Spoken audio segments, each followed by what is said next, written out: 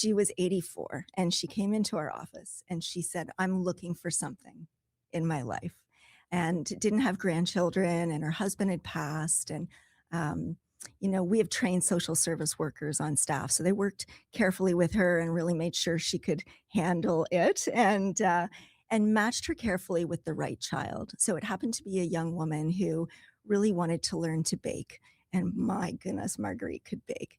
And so their match lasted a couple of years, and it wasn't the sort of match where they were playing catch in the yard, but it was the sort of match where they built a really strong bond, and not just the child benefited, but it really provided intrinsic value for Marguerite at a time in her life where she really needed someone to talk to too. I think the hardest part when I'm talking about mentoring is explaining to someone what they get out of it.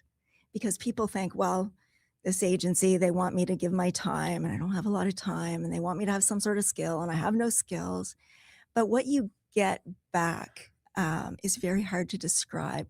But as a former big sister, it really built me up as a human. Um, and I'll tell you, when I was halfway up that rock wall, she gave me so much courage, right? I think she knew that that was probably the one and only time she'd get me up that rock wall. But she got me to the top. She got me to the top. Now, Jennifer, I was surprised to learn that volunteerism is on the decline.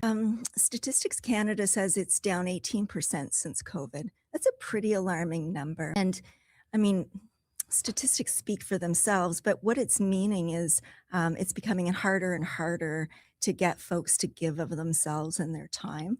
I think, our biggest population of volunteers before COVID was the young retirees. And of course, they went into hiding during COVID and they haven't come back. Oh, And the younger generation, with the economy are often working 2 jobs, but they also haven't been, brought up to have the same level of civic engagement that their grandparents had.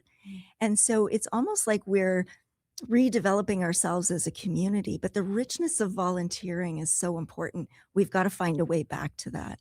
When you think ahead, and as the leader of the organization, I worry about the sustainability of what we do.